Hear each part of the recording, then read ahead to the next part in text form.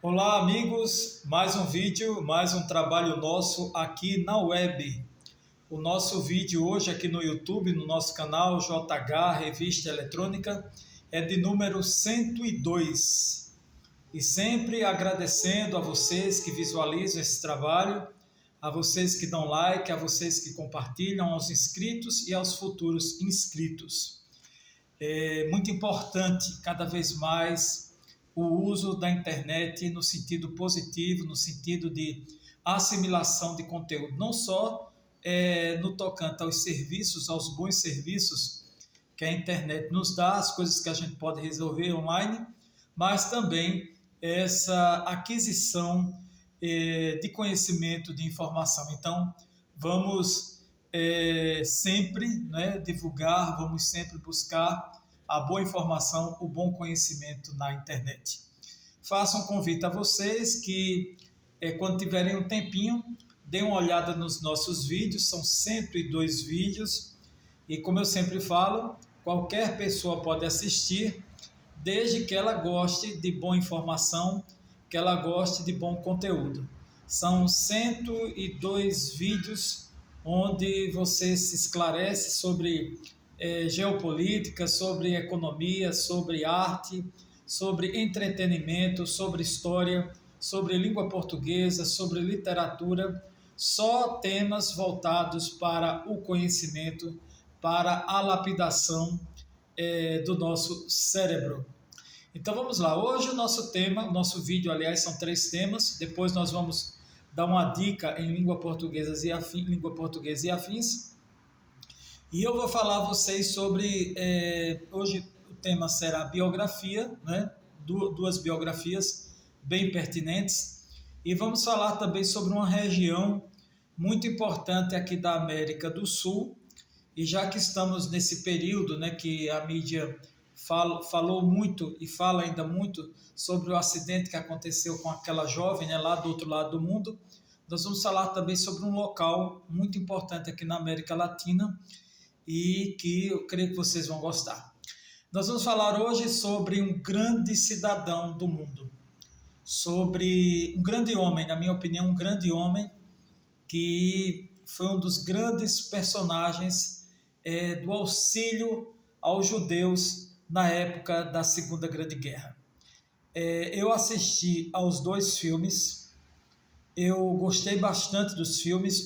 Foi um filme dividido lá na TV americana, se tornou seriado, se tornou série americana, e o outro foi filme mesmo. Eu assisti ao filme A Lista de Schindler, e faz quase 30 anos, e eu aconselho vocês a assistirem quando vocês tiverem tempo. E também eu assisti ao seriado, né, a série americana.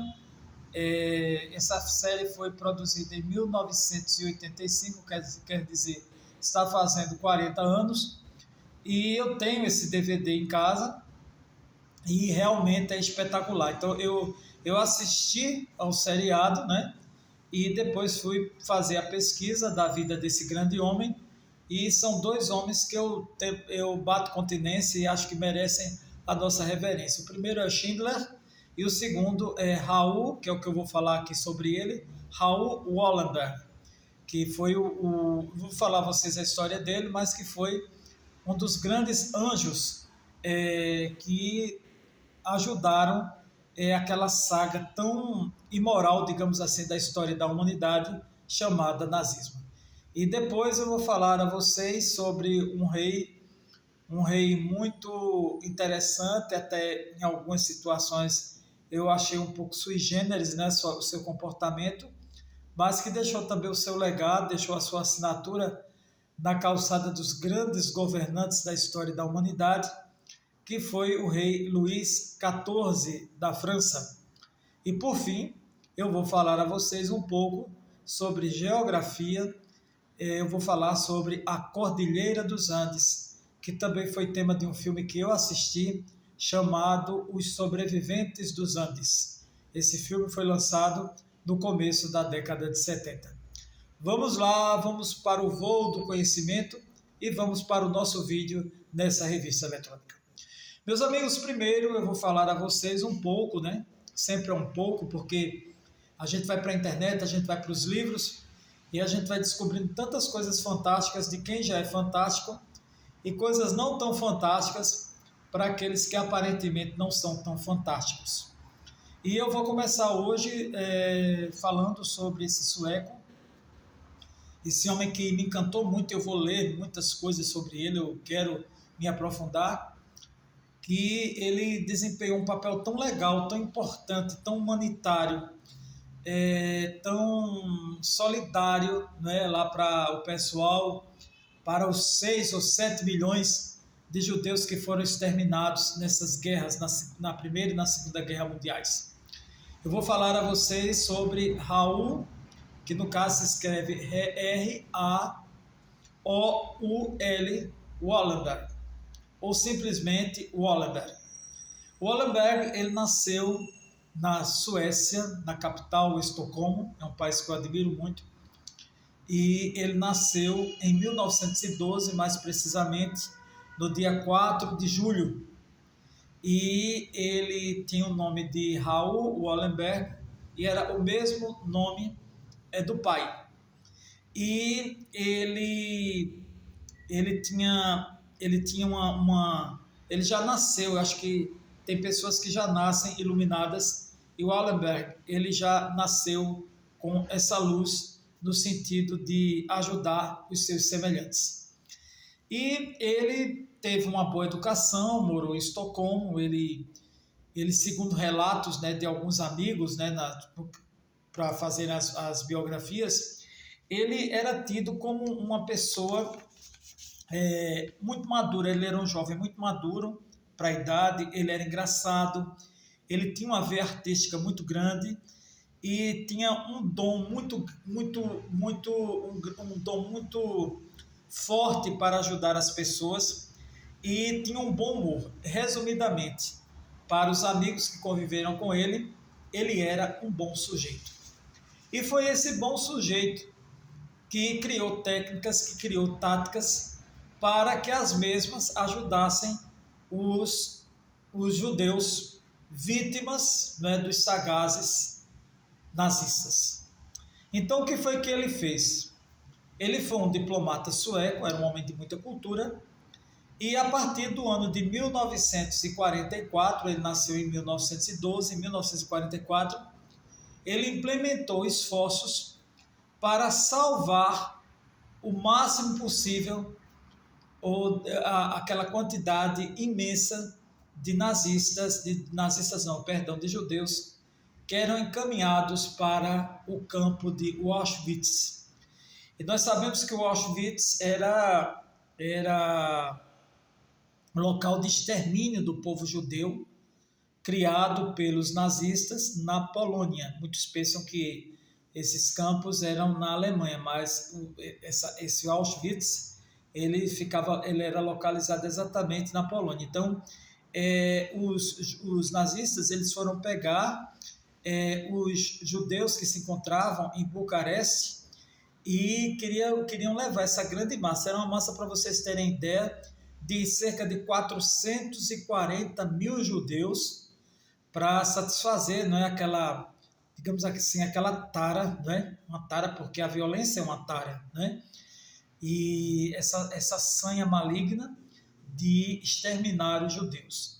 E o Wallenberg, uma das técnicas dele, uma das táticas dele, foi exatamente ele fazer a emissão de documentos suecos para realização em cima das deportações, né? Então, no lugar de deportarem o pessoal, os judeus, para a Polônia, para Auschwitz, ele conseguia deportar para um lugar bem melhor, que era a Suécia, mais precisamente Estocolmo. Então, o que foi que ele fez? Ele modificou os documentos, dando aos documentos um cunho mais oficial, e acrescentou também as cores da bandeira da Suécia, que são o azul, o amarelo, tem uma parte branca também, se eu não me engano. E esses documentos, eles foram todos conhecidos como passes de proteção, exatamente, passes de proteção, ou em alemão, vou ler para vocês, o Schutzpass. Então, esse documento era um documento oficial, de cunho oficial, como eu disse a vocês, e garantia aos judeus que eles não seriam deportados para a Polônia, eles seguiriam para o Estado sueco. O Wallenberg negociou com o governo húngaro cerca de 5.000 passes, sendo que ele, oficialmente, ao governo da Hungria, ele trabalhou com a hipótese de 5.000, mas na verdade ele multiplicou por 3. Só numa rodada foram mais de 15.000 deportações de judeus para a Suécia e não para os campos de Auschwitz. Outra coisa muito curiosa é que ele conseguiu, no filme até tem no seriado, que foi estrelado pelo grande ator Richard Chamberlain, é que teve um momento em que o diplomata ele interceptou um trem cheio de judeus que iam para esse campo de concentração de Auschwitz, e ele subiu no vagão do trem e ele distribuiu vários passaportes para esses judeus, e esses judeus foram finalmente libertos de irem para os campos de massacre, que a gente sabia, cada um pior que o outro, lá em Auschwitz. Ele também comprou e alugou cerca de 30 edifícios e transformou esses edifícios em locais de hospital, foram hospitais, e locais de abrigo, de refúgio para os judeus. Uma coisa que ficou no ar, se quando ele partiu, quando ele morreu, foi de ataque cardíaco ou de execução. O Wallenberg nasceu em 1912 e há 2 datas para a morte dele, uma em 1947 e outra em 1952. Há um relatório que diz que ele foi morto em uma prisão soviética, onde ele foi encarcerado em Lubyanka, Moscou. Ele foi acusado de espionagem. Já o relatório Smoltsov informa que o diplomata morreu de ataque cardíaco no ano de 1947, muito jovem, aos 34 anos. Porém, em 2016, o Congresso Mundial Judeu citou em seu relatório que o Wallenberg, na verdade, foi executado. Então ficam essas 2 datas, 1947 e 1952, e para a família ficava a questão mais voltada para 1947, segundo a família, para que ele pudesse descansar em paz. A sua mãe, chamada Marge von Darden, e seu padrasto, ele se dava muito bem com o padrasto, eles se suicidaram em 1979. Então, meus amigos, aqui eu fiz um resumo, um pequeno resumo, box praticamente, como a gente diz em jornalismo, a respeito desse grande homem, desse grande nome, dessa alma iluminada, eu diria assim, que uma alma que está bem longe dos recintos religiosos, né? E que fez tão bem, salvou tantas vidas, né? Na carteirinha lá dele, né? Digamos assim, nos arquivos dele, né? De alma, quantas almas foram verdadeiramente salvas, quantas pessoas foram salvas pelo grande Wallenberg, esse grande homem. E a gente imagina como deve ter sido aquele período tão dantesco para a história da humanidade, que foi o nazismo, e um homem ter uma inteligência, uma sagacidade tão impressionantes e uma preocupação tão grande para com o próximo, de arriscar a sua própria vida. Eu aconselho até que vocês busquem no YouTube tanto o filme A Lista de Schindler, quanto o Wallenberg, a série de 1985, que foi um dos grandes sucessos da TV americana naquele ano. Então vai a nossa pequena homenagem, né, no sentido de divulgar os feitos dos grandes homens da história, e fica aqui a nossa humilde divulgação do grande homem, da grande alma solidária chamada Wallenberg. E agora, continuando com o nosso vídeo, vamos falar de outra biografia. Essa biografia já é bem diferente no sentido moral, mas de uma pessoa também bem curiosa. Eu achei uma pessoa bem sui generis, né, em algumas questões. Eu vou falar aqui a vocês sobre o rei da França, Luís XIV. E Luís XIV ficou conhecido como o Rei Sol, né? Foi o rei da França, como eu já disse. O Rei Sol e também o Grande. E de grande ele não tinha muita coisa não, porque ele era bem baixinho, fisicamente falando. Mas ele foi filho do rei Luís XIII e filho também da rainha da Áustria. Ele nasceu em 1638 e falece em 1715 no país francês. Ele tem coisas bem interessantes na vida dele, porque ele, com a morte do pai, ele teve que assumir o governo, e ele teve que assumir o governo em tenra idade. Ele teve que assumir o governo aos 5 anos de idade, mas ele foi, obviamente, orientado. Quem governou mesmo foi a mãe dele, a senhora mãe dele, a rainha da Áustria, com a presença do cardeal Mazarin.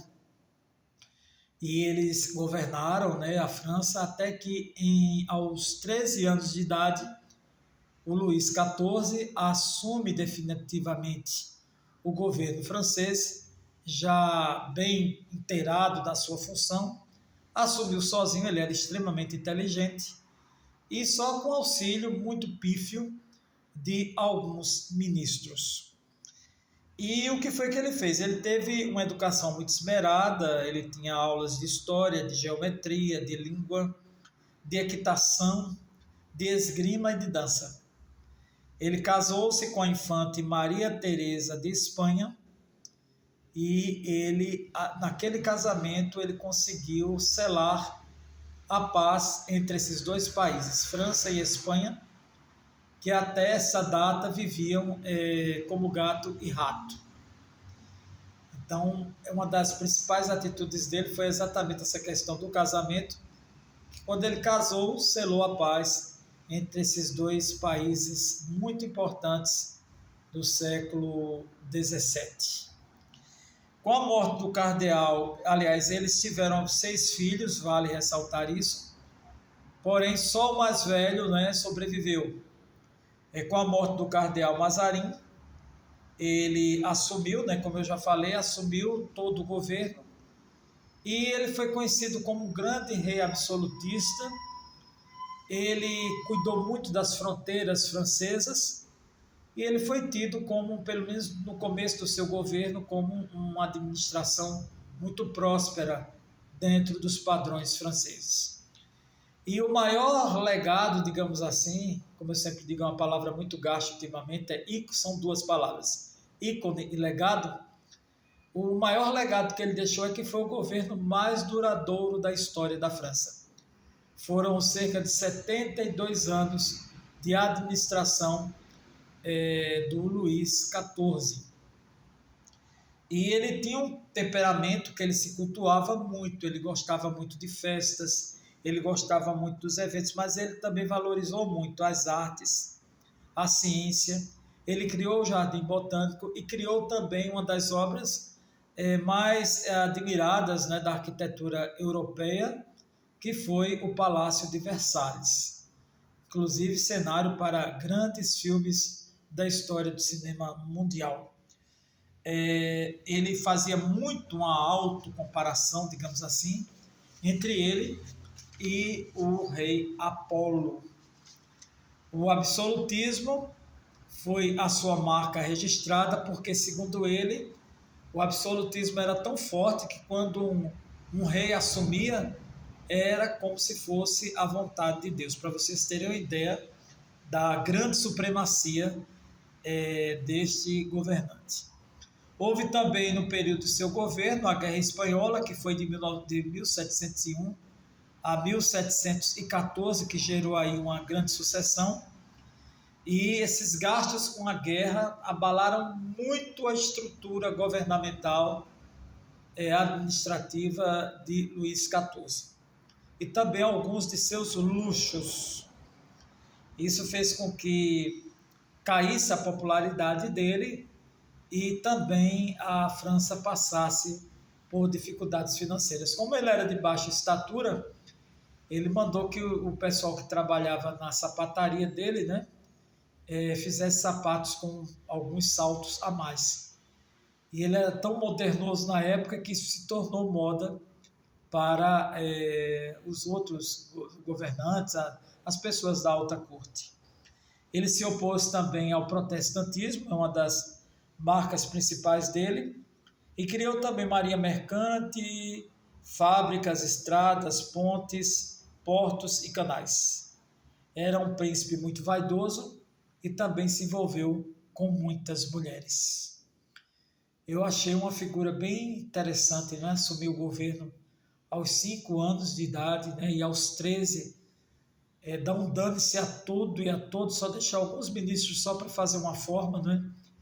E administrar um país durante 72 anos é realmente, no mínimo, uma pessoa curiosa. Terminou aqui a segunda biografia, que é a biografia de Luís XIV. Agora nós vamos para a famosa Cordilheira dos Andes. E o que é a Cordilheira dos Andes, onde fica e alguns aspectos interessantes. A Cordilheira dos Andes, meus amigos, é uma cadeia montanhosa localizada na América do Sul, que tem cerca de 8.000 quilômetros e se estende lá da Venezuela e vai até a Patagônia, até o extremo sul do continente americano, não só da América do Sul. E perpassa cerca de 7 países, são Venezuela, Colômbia, Equador, Bolívia, Argentina, Chile, Peru. São 7 países. Atinge uma população também de cerca de 85 milhões de pessoas. Desperta muito interesse turístico, tem traços culturais muito importantes, né, muito atrativos não só para estudo, como também para as pessoas que viajam. E ele surgiu exatamente de um choque de placas tectônicas. É uma região que tem muito esse histórico, tem vulcões, muitos vulcões, são cerca de centenas de vulcões, sendo que alguns estão ativos e outros, graças a Deus, estão inativos. Lá se encontra o Monte Aconcagua, que tem mais de 6.000 metros de altitude. Como eu já falei, tem uma diversidade cultural e uma diversidade também na flora e na fauna, e uma importância econômica bastante importante para a região. Os animais comuns lá são os lhamas, né, e as alpacas, porque tem uma pelagem densa e o preço é muito alto, né, desses animais. Eles também abastecem com lã, com transporte e alimentação. Há ainda o porquinho da Índia, o vicunha, a truta e outros animais. É lá que nasce o famoso rio Amazonas, e cantado em verso e prosa, e passa por cidades importantes como La Paz, Quito, Bogotá e Cusco. Na agricultura, eles cultivam o café colombiano, o algodão, o tabaco, a criação de gado, de ovelhas e também a produção mineradora de cobre e ouro. Quer dizer, é uma região bastante importante, bastante interessante do ponto de vista econômico. Então, meus amigos, houve um filme no começo da década de 70, eu assisti para variar, né? Esse filme foi lançado, eu acho que em 1972, e eu assisti em 1985, me lembro como se fosse agora, um filme muito forte, que se chama Os Sobreviventes dos Andes. E eu não vou dizer a vocês o filme todo para não dar um spoiler, mas você vê, depois que eu fiz essa pesquisa para vocês, eu mergulhei no filme, me lembrei do filme e vi que é uma região de clima montanhoso, né? Em alguns locais realmente o frio é extenso, né? Extenso e intenso.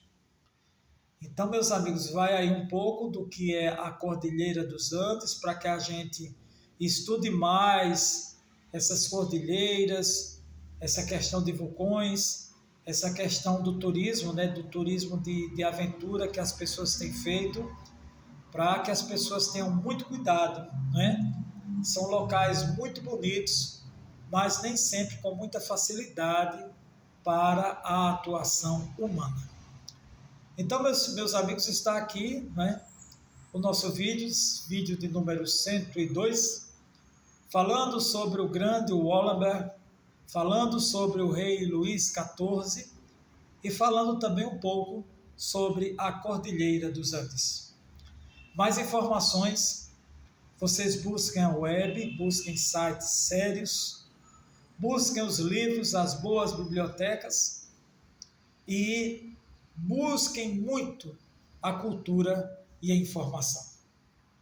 Está contado até o próximo vídeo. Se vocês quiserem, continuem a segunda parte, que é uma dica muito boa para o pessoal do Enem e também para o nosso dia a dia, para quando a gente fala ou quando a gente escreve, principalmente os profissionais de comunicação, em língua portuguesa e afins. Está contado e até o nosso próximo vídeo.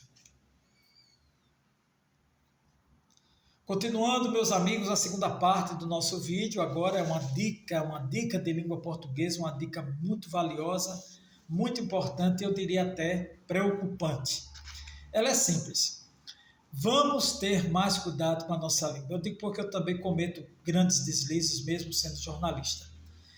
E tem deslizes que realmente a gente tem que ter muito cuidado, porque são deslizes pavorosos.